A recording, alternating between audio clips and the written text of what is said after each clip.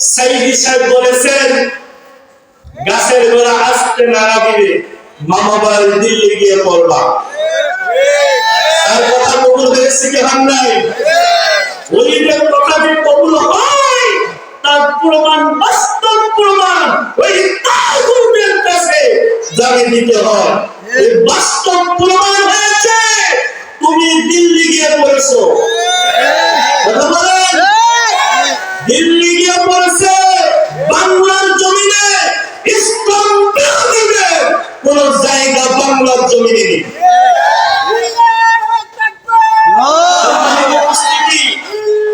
মুসলমানদেরকে সাহায্য করবেন কে করবেন?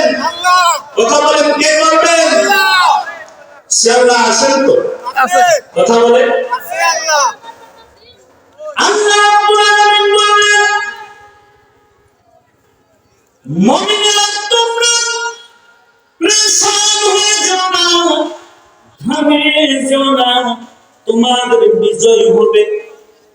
তোমরা যদি প্রকৃত মুমিন হও, আল্লাহ তোমাদের বিজয়ের মালা কিন্তু গলায় পরাইয়া দেবে। সম্মানিত উপস্থিতি, তাওহীদি জনতা, বেশি সময় কিন্তু আমি পাবো না।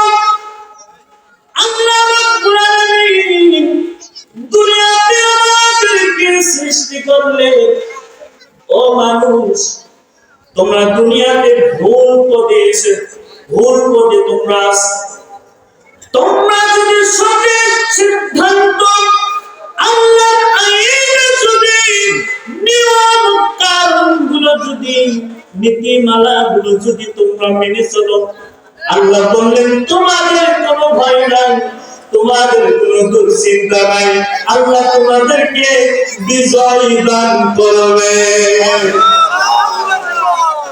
যেরকম বদরের যুদ্ধের ময়দানে দেখুন, বুঝুন, যেরকম বদরের যুদ্ধের ময়দানে দেখুন, বদরের যুদ্ধের ময়দানে কাফির মুশরিকদের কাফিরদের সংখ্যা ছিল 1000 আর মুমিনদের সংখ্যা ছিল 313 জন। কথা বলেন। আর যে সরকার চলে গেছে তার ক্ষমতা থেকে তার সংখ্যা কতগুলো বলুন তো? বহুত অগণিত। তাদের পর ক্ষমতায় আছে, আমরা ক্ষমতার লোক, আছে না নাই? আমরা ক্ষমতার লোক, বেশি পাগলামি করবা না। হিসাব করে কথা মানে কথা আসল জায়গায় ঢুকাইয়া দেবে। কথা বলে নেই আয়না ঘর। ও মুসলমান, দেখছো দল করতে যদি হয় এই পথে হিজবুল্লাহ আল্লাহর দল ছাড়া বাংলার জমিনে কোনো দল নেই। মুন্ডরে যা জুব্বা পরে লম্বা দাড়ি পরে জুমাতে খুতবা দাও, আমরা হয়তো বাসায় লাঠি দিয়ে গান ধরে নিক্ষেপ করবো।